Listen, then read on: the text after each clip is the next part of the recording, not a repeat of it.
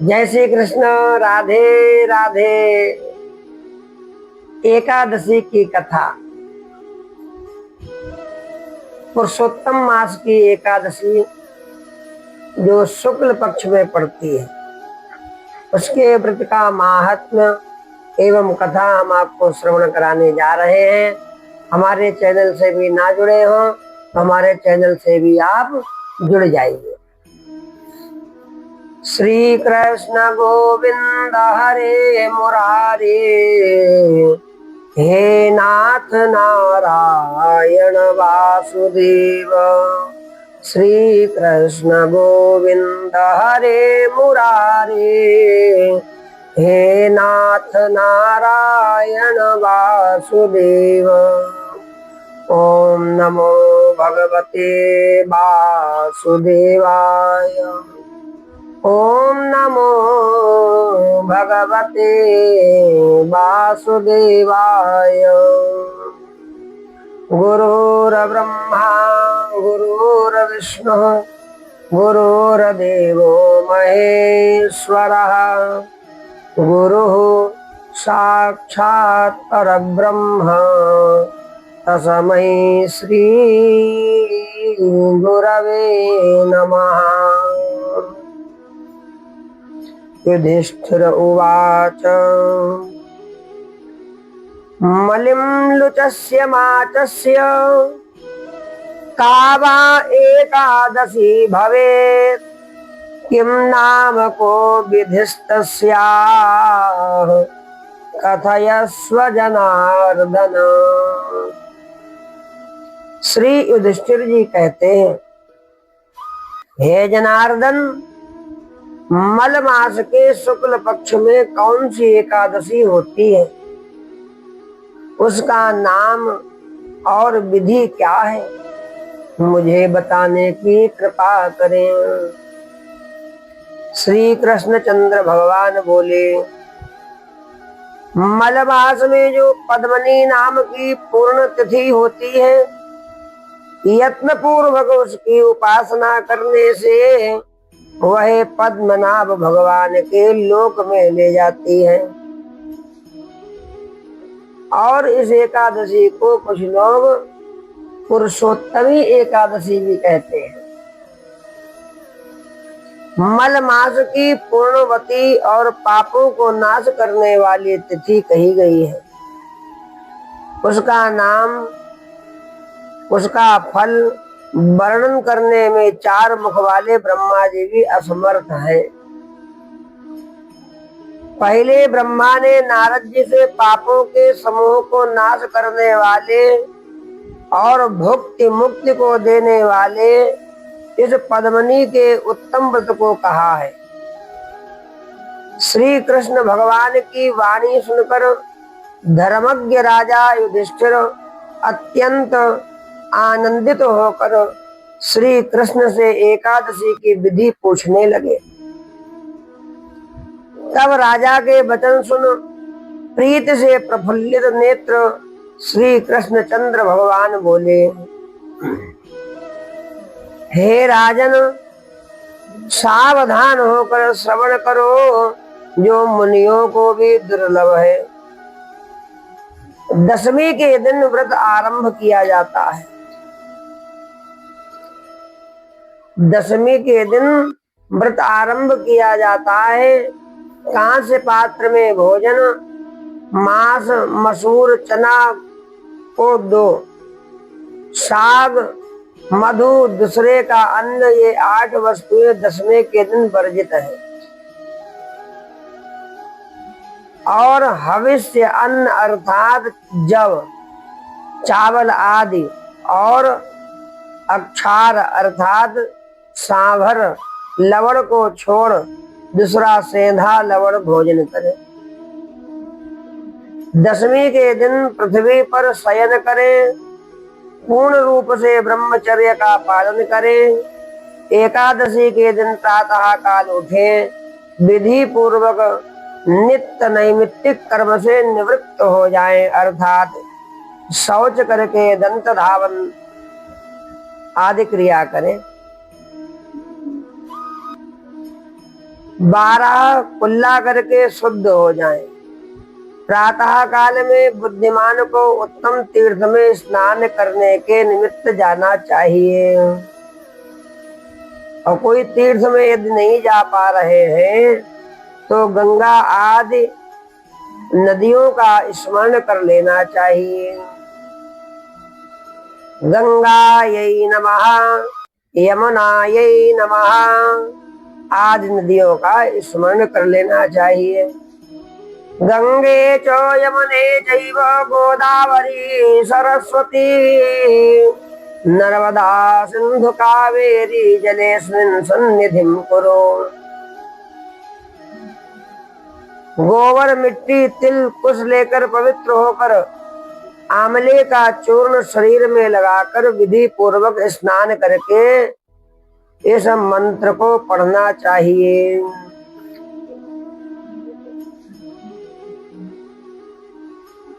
शतबाहु श्री कृष्ण वराह ने तुमको उठाया है। हे मृतके, तू ब्रह्मा को दी गई और कश्यप मुनि से अभिमंत्रित हुई। उद्धृतासि वराहेण कृष्णेन शतबाहुना मृतके ब्रह्मदत्तासि कश्यपेनाभिमन्त्रिता। त्वं मे कुरु पवित्रांगं लगना नेत्रे शिरोरुहे हरे पूजन योग्यं मां मृतके कुरुते नमः।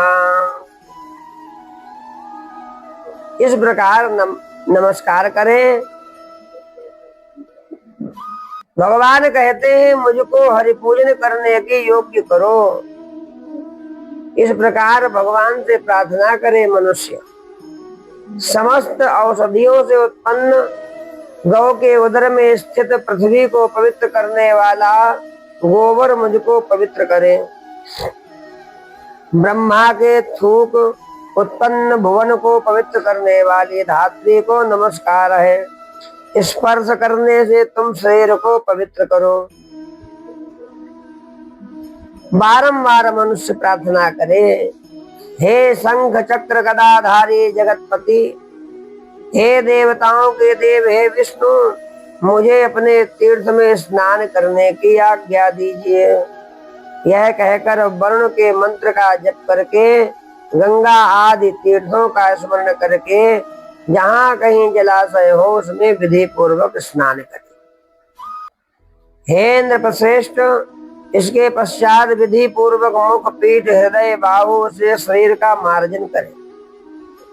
फिर सुखदायक, पवित्र, अखंडित अर्थात जो फटा ना हो ऐसा श्वेत वस्त्र धारण करके विष्णु भगवान की पूजा करें तो बड़े बड़े पाप नष्ट हो जाते हैं। विधि पूर्वक संध्या वंदन करके देवता पितरों का तर्पण करें। श्री विष्णु भगवान के मंदिर में आकर उनकी पूजा करें।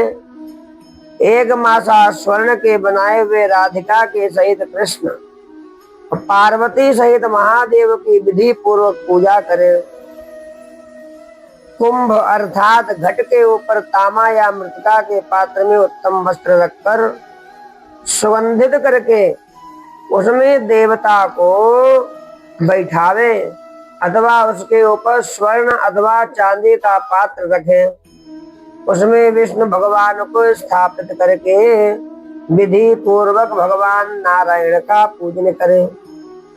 उत्तम सुगंध धूप दीप चंदन अगर कपूर जल से स्थापित किए हुए भगवान की पूजा करें। नाना प्रकार के पुष्प, कस्तूरी, श्वेत कमल, ऋतु में उत्पन्न हुए पुष्पों से परमेश्वर की पूजा करें। ओम नमो भगवते वासुदेवाय। शक्ति के अनुसार विधि पूर्वक विविध प्रकार के नैवेद्य नीराजन अर्थात धूप दीप कपूर से भगवान केशव का और शिव जी का पूजा करें। भगवान के सम्मुख नाचे नृत्य करें। श्री कृष्ण गोविंद हरे मुरारे, हे नाथ नारायण वासुदेव खूब नाम संकीर्तन करे,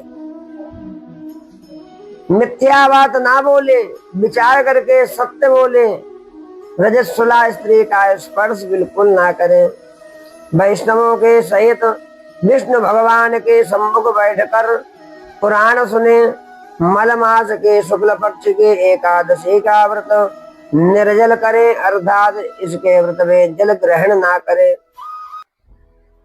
इस व्रत में केवल जलपान अथवा दुग्ध पान करना चाहिए, अन्यथा व्रत नष्ट हो जाता है।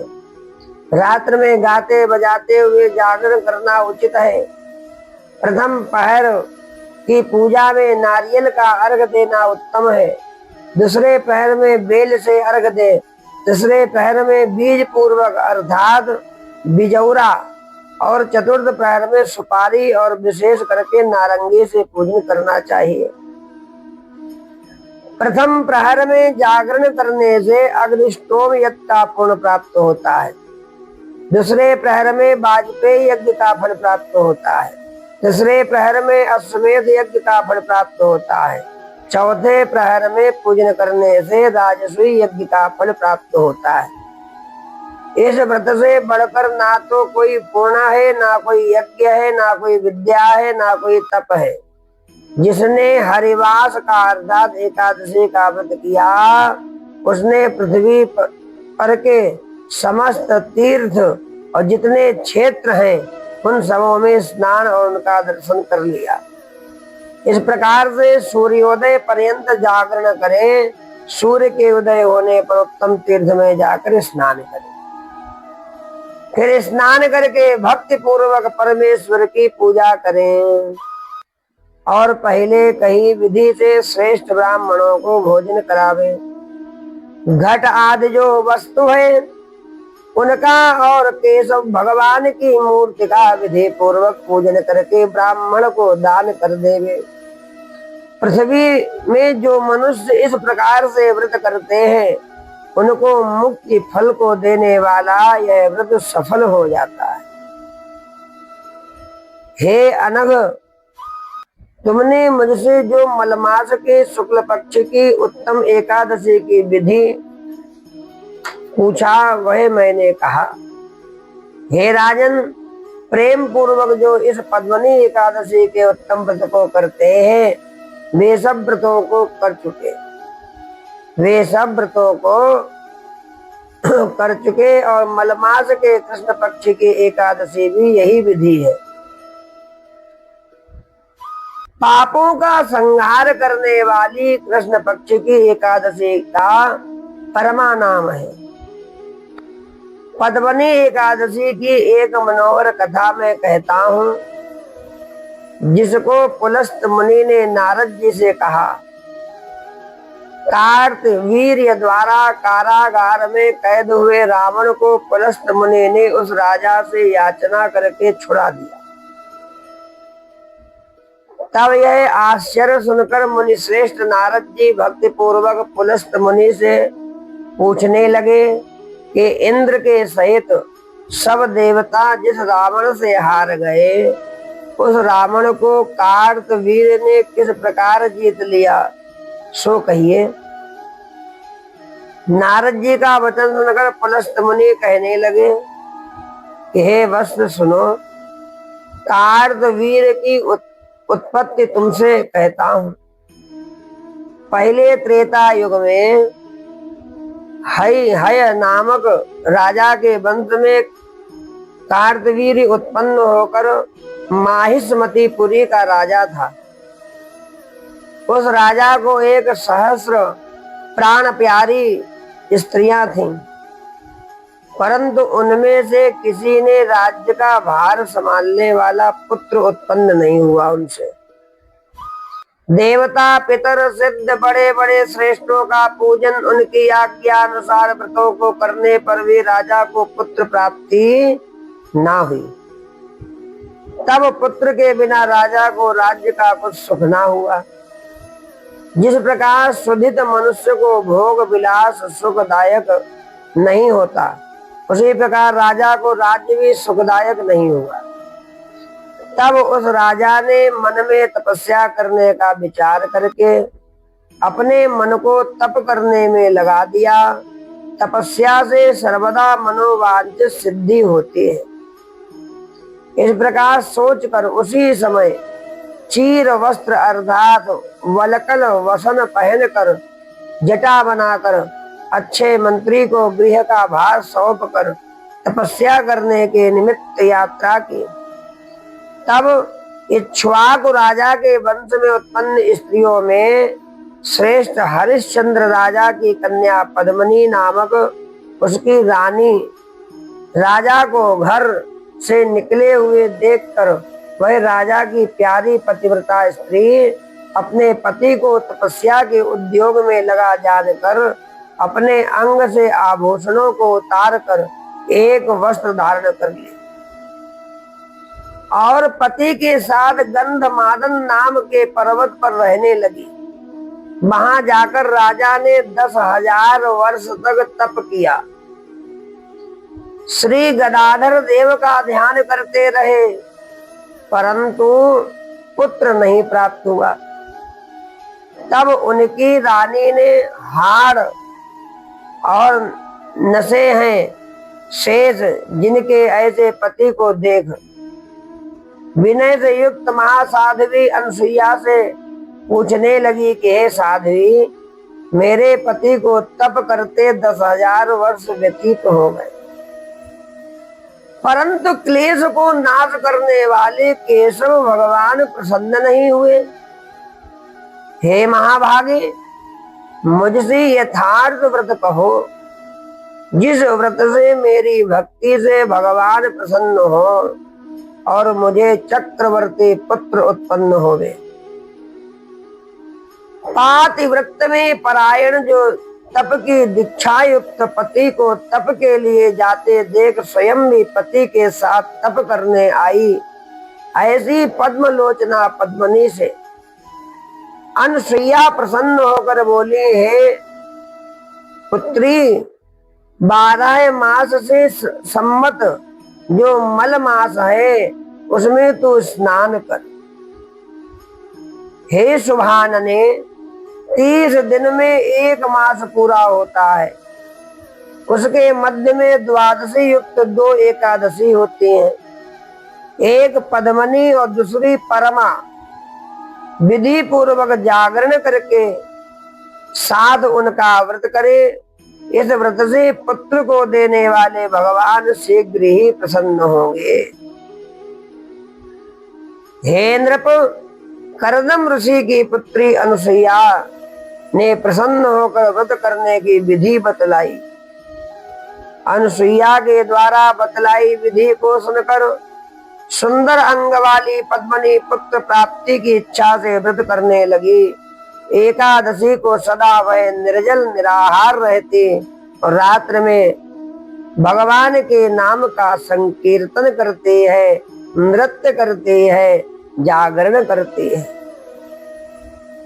व्रत पूर्ण होने पर शीघ्र ही प्रसन्न हो गरुड़ पर चढ़े हुए केशव भगवान आकर बोले, हे शोभने वर मांग लो। श्री भगवान के वचन सुनकर उस शुद्ध मंद हास्य वाली ने प्रीत से भगवान की स्तुति करके मांगा कि मेरे पति को आप बहुत बड़ा वर दीजिए। पद्मनी का यह वचन सुनकर कृष्ण बोले, हे भद्रे, मैं तुमसे प्रसन्न हूँ। कहकर जनार्दन भगवान बोले, यह मलमास का महीना मुझे जैसा प्यारा है वैसा दूसरा और नहीं है। उसके मध्य में मेरी प्रीति बढ़ाने वाली सुंदर एकादशी होती है। हे पुत्री, तुमने उसी एकादशी का व्रत शास्त्रों की विधि से किया है। हे शुभ गानने, इसलिए मैं तेरे ऊपर प्रसन्न हूँ।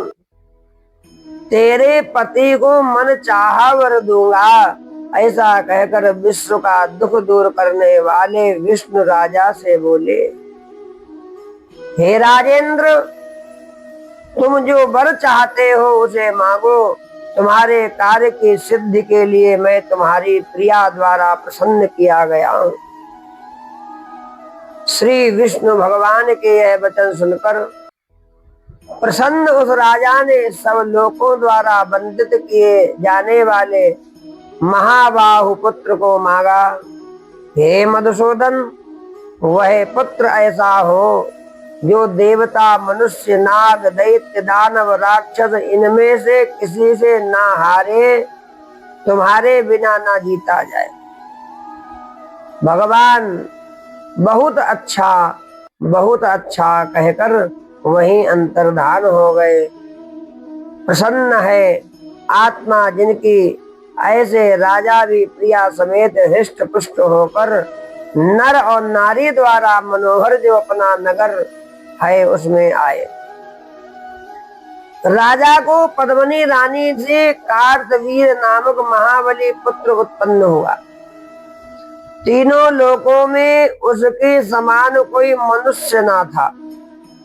10 कंधर रावण युद्ध में उससे हार गया। चक्रपाणि गदाधर नारायण देव के बिना तीनों लोकों में उसे जीतने में कोई समर्थ नहीं था। मल मास के प्रसाद से पद्मिनी के व्रत करने से रावण को हारने में विस्मय ना करना चाहिए। देवाधिदेव जो भगवान है उनके द्वारा प्रदत्त कार्तवीर्य महाबली था, ऐसा नारद से कहे प्रसन्न हृदय से पुलस्त आश्रम को गए। श्री कृष्ण चंद्र भगवान बोले, हे राजन, जो तुमने पूछा सो सब मैंने तुमसे मलमास के शुक्ल पक्ष के एकादशी का महत्व कहा। जो मनुष्य इसका व्रत करेंगे वह हरि के पद को प्राप्त होंगे। हे राजेंद्र, जो वांछित वस्तु को चाहते हो तो तुम भी ऐसा करो। केशव भगवान का यह वचन सुन अति हर्षित राजा युधिष्ठिर बंधुओं समेत विधान पूर्वक व्रत को करने लगे। सूत जी बोले, हे द्विज, हे ब्राह्मण, जो तुमने पूछा वह मैंने तुमसे कह दिया। यह पूर्ण है और परम पवित्र है। अब आप लोग और क्या सुनना चाहते हैं? जो मनुष्य इसी प्रकार से मलमास का व्रत करेंगे, जिनके द्वारा सुख को देने वाली शुक्ल पक्ष की एकादशी की गई, वे पुरुष भी इस पृथ्वी पर धन्य है। इसलिए एकादशी का व्रत सभी को करना चाहिए और सभी एकादशी करना चाहिए। कोई भी एकादशी छोड़ना नहीं चाहिए। और यह तो बहुत ही उत्तम एकादशी है, पुरुषोत्तमी एकादशी, जो अधिक मास में पड़ती है। आगे हम आपको कथा श्रवण कराएंगे अधिक मास के कृष्ण पक्ष के एकादशी। जय श्री कृष्ण। राधे राधे। नमः पार्वती पतये। हर हर महादेव हर।